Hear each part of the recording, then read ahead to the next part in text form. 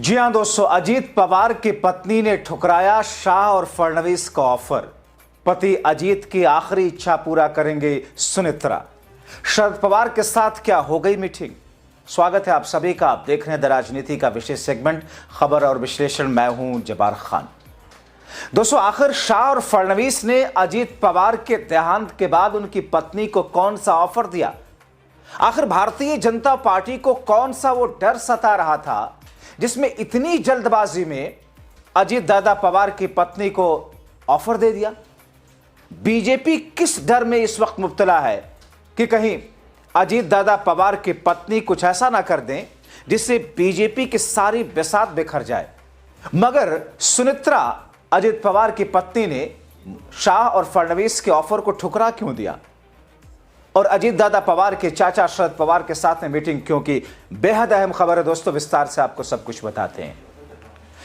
दोस्तों, अजीत दादा पवार के plane crash को 2 दिन गुजर चुके हैं, मगर इन 2 दिनों के भीतर भीतर वो सब कुछ हो गया जिसकी कल्पना अभी आम आदमी कर नहीं रहा था। भारतीय जनता पार्टी को डर सताने लगा। भारतीय जनता पार्टी ने अजीत दादा पवार की पत्नी को लालच भरा ऑफर दे दिया, जिस पर सुनेत्रा पवार ने, अजीत दादा पवार की पत्नी ने उस ऑफर को ठुकरा दिया। दोस्तों, महाराष्ट्र की राजनीति के दिग्गज नेता और उप मुख्यमंत्री अजीत दादा पवार के अचानक निधन ने राज्य के राजनीतिक समीकरण को पूरी तरह बदल दिया है। और मौजूदा वक्त में जो खबरें मुझे मिल रही हैं उसके मुताबिक निधन से पहले, जैसा कि मैंने आपको पिछले शो में बताया कि अजीत दादा पवार अपने एनसीपी का विलय अपने चाचा शरद पवार के एनसीपी के साथ में 8 फरवरी को कराने जा रहे थे। यानी कि औपचारिक ऐलान होना बाकी था। एक तरीके से आंतरिक तौर पर विलय हो चुका था, मगर उसका ऐलान था। लेकिन दोस्तों, अब इन्हीं तमाम चीजों की भनक भारतीय जनता पार्टी को जब लगी तो उन्होंने अजीत दादा पवार की पत्नी सुनेत्रा पर डोरे डालने शुरू कर दिए। राजनीतिक तौर पर अपनी तरफ करने के लिए उन्हें उप मुख्यमंत्री का ऑफर दे दिया कि अजीत पवार की जगह पर आप उप मुख्यमंत्री बने। आखिर ऐसा कौन सा डर था। ये फैसला लेना तो अजीत दादा पवार की पत्नी और उनकी पार्टी के विधायकों का हक है कि वो फैसला लेंगे कि क्या करना है, क्या नहीं करना है और कब तक इन तमाम चीजों से निकल करके राजनीतिक तौर पर कोई फैसला लेना है।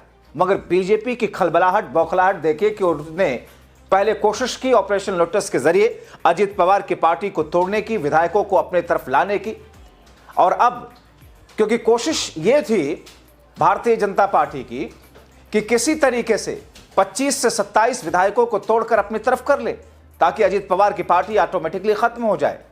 लेकिन ऐसा हुआ नहीं।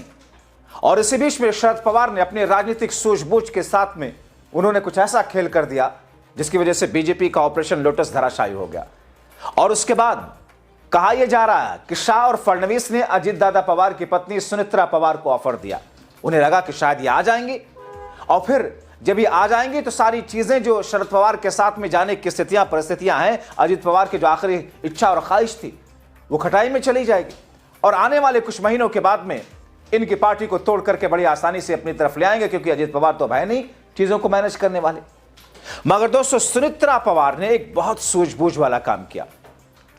अब डिप्टी सीएम बनाने का ऑफर जैसे उनके पास में आया बीजेपी की तरफ से, उन्होंने इस बात पर चुप्पी साध ली और उन्होंने इस बात को लेकर के, मेरे सूत्र बता रहे हैं कि उन्होंने इनकार कर दिया, क्योंकि वो चाहती है कि चाचा शरद पवार के साथ में सारी चीजों पर, सारे पहलुओं पर बातचीत हो। जो रणनीति है और जो अजीत पवार के जो खास लोग थे जिनसे अजीत पवार ने जो चर्चाएं की थी, उसकी बुनियाद पर उनकी आखिरी इच्छा को वो पूरा करें। और दोस्तों, यहां पर आपको बताएं कि हर जगह पर जयचंद होते जरूर हैं, मीर जाफर होते जरूर हैं, चाहे वो कोई संस्था हो, चाहे वो कोई परिवार हो, चाहे वो कोई देश हो, चाहे वो कोई पार्टी हो। अजीत पवार के एनसीपी में भी कुछ इक्का दुक्का ऐसे हैं जो शाह और फडणवीस के प्रति ज्यादा लॉयल्टी दिखा रहे थे। इसीलिए दोस्तों, कुछ लोगों ने यह मांग उठा दी कि देवेंद्र फडणवीस से मुलाकात करके तैयार करने की कोशिश की अंदर खाने।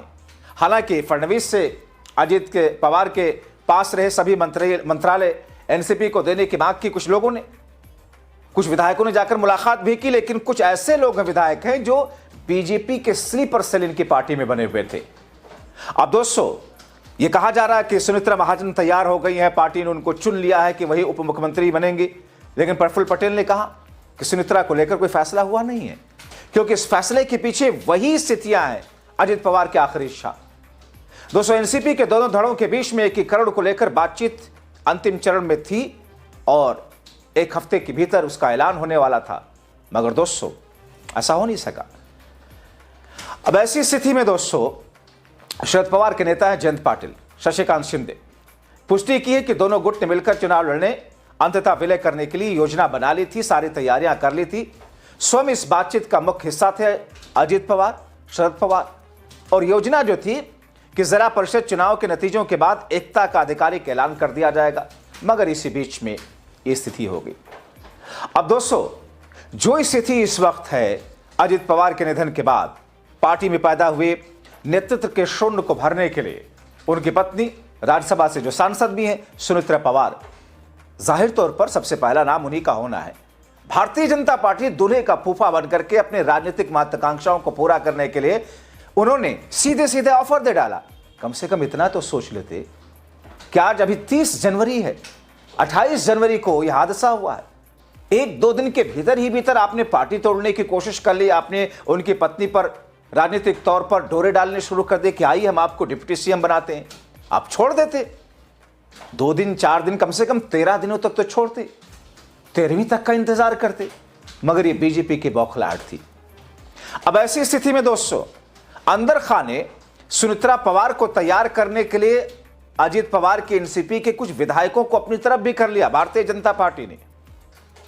अब ऐसी स्थिति में वो कुछ ऐसे विधायक जो जोर दे दे करके ये कह रहे हैं सुमित्रा पवार से क्या बन जाइए, डिप्टी सीएम आप बन जाइए, उनको ये नहीं पता कि ये सब कुछ सुमित्रा पवार को पता है, क्योंकि शरद पवार उनके साथ में है। दोस्तों, अब ऐसी स्थिति में अभी थोड़ी देर पहले यानी कि 30 जनवरी को 41 विधायकों की मुख्यमंत्री से मुलाकात भी हुई है, फडणवीस से। अब ऐसी स्थिति में बीजेपी ये चाहती है अजित पवार की पार्टी से ज्यादा कि सुमित्रा पवार आगे आ जाए, क्योंकि दोस्तों बीजेपी को यह लगता है कि सुमित्रा पवार जो कि अजित पवार की पत्नी हैं, उन्होंने सुप्रिया सुले के खिलाफ में चुनाव लड़ा था। हालांकि वो हार गई थी, सुप्रिया सुले जीत गई थी, सांसद बनी थी, लेकिन उनके दिल में यह चल रहा है कि सुमित्रा पवार सुप्रिया सुले या शरद पवार से वैसा वास्ता नहीं रखेंगे जैसा अजित पवार ने ठीक कर लिया था पारिवारिक रिश्तों को। उन्हें लगता है कि दोनों परिवार को अलग रखा जाए, बीजेपी का इसमें फायदा है। लेकिन सुमित्रा पवार एक सूझबूझ वाली नेता निकली।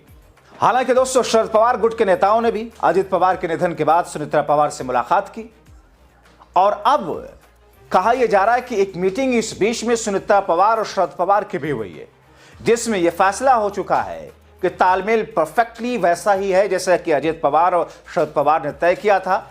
और इसी बीच में चूंकि राज्य के अंदर, महाराष्ट्र के अंदर 3 दिनों का शोक है, भारतीय जनता पार्टी, फडणवीस और शाह 3 दिन तक भी इंतजार नहीं किए, इतने उतावले, इतने बेचैन और बेकरार हो गए थे। पार्टी तोड़ने की कोशिश, सुमित्रा पवार पर डोरे डालने की कोशिश, उप मुख्यमंत्री बन जाए ताकि पार्टी पूर्ण रूप से अपनी तरफ आ जाए। अब दोस्तों, राज्यसभा सांसद सुमित्रा पवार नेशनलिस्ट कांग्रेस पार्टी यानी कि एनसीपी से जुड़ी हुई नेता, अजित पवार की पत्नी होने के साथ साथ पवार राजनीतिक परिवार की बहू भी है, शरद पवार की बहू भी है। अजित पवार के हालिया निधन के बाद पार्टी में उनकी भूमिका पर काफी चर्चाएं चल रही है। आप अलग अलग जगहों पर देख रहे होंगे, कई वरिष्ठ नेताओं उन्होंने पार्टी की कमान संभालने के लिए, डिप्टी सीएम बनने के लिए बार बार जोर दे रहे हैं। सुमित्रा पवार है कौन दोस्तों, थोड़ा सा आपको बताता हूं। 1963 अक्टूबर का महीना, एक किसान परिवार में इनका जन्म हुआ। पूर्व राज्य मंत्री, लोकसभा सांसद पद्म सिंह पाटिल की बेटी हैं। महाराष्ट्र की राजनीति में एक माना जाना चेहरा थी। पद्म सिंह पाटिल कभी शरद पवार के करीबी सहयोगी थे। बाद में संबंध में खटास आई। 1985 में इनकी शादी अजित पवार से हुई, शरद पवार के भतीजे। बेटे हुए, उनके 2 बेटे हैं, पार्थ पवार जिन्हें 2019 में मावल से लोकसभा चुनाव लड़ा लेकिन हारे, और जय पवार जो कि मुख्य रूप से बिजनेसमैन है। राजनीति में सुमित्रा पवार सक्रिय तौर पर, हालांकि थोड़ा देर से आई, 2024 में पहली बार राजनीति में आई, चुनाव लड़ा। इससे पहले सामाजिक कार्य के माध्यम से बारामती और मराठवाड़ा क्षेत्र में जानी जाती थी, जहां उन्हें वैनी के नाम से पुकारा जाता था। 2024 के लोकसभा चुनाव में एनसीपी अजीत पवार गुट ने उन्हें उसी बारामती सीट से उम्मीदवार बनाया, जिनके बारे में मैंने बताया कि सुप्रिया सुले के सामने वो खड़ी हुई, लेकिन करीब 1.5 लाख वोटों से सुप्रिया सुले जीती। वहां पर हार के कुछ हफ्तों के बाद 2024 में उन्हें राज्यसभा के लिए निर्विरोध चुन लिया गया। कई वरिष्ठ नेता जैसे कि नरहरा जिरवाल, प्रफुल्ल पटेल, सुनील तटकरे, छगन भुजबल, सुमित्रा को पार्टी अध्यक्ष विधायक दल और महाराष्ट्र में डिप्टी चीफ मिनिस्टर बनाने की मांग पर सहमति जताई। जाहिर तौर पर पार्टी के नेता तो कहेंगे ही ऐसा, लेकिन दोस्तों भारतीय जनता पार्टी ने कुछ लोगों को इसके लिए स्पेशली तैयार किया और ज्यादा तादाद नहीं उनकी, 3 से 4 विधायक हैं, उनका भी खुलासा होगा, ये पोल खुलेगी उनकी। मगर अजीत पवार की पत्नी सुमित्रा पवार ने यह साफ कर दिया कि वो अपनी पति की आखिरी इच्छा पूरी करेंगी। मतलब यह है कि एनसीपी अजीत पवार की पार्टी का विलय शरद पवार की एनसीपी के साथ होगा और उसके बाद में भारतीय जनता पार्टी की सांसें जो अटकी हुई थी, उस सांसों की डोर टूटने की कगार की तरफ बढ़ रही है, क्योंकि अब एकनाथ शिंदे भी भारतीय जनता पार्टी को घुटनों पे ला रहे हैं। महाराष्ट्र में बीजेपी की सरकार पर खतरा मंडरा रहा है। आपको बताएंगे, महज 2-3 दिन और इंतजार कीजिए। आप क्या सोचते हैं, अपनी राय कमेंट बॉक्स में जरूर लिखें।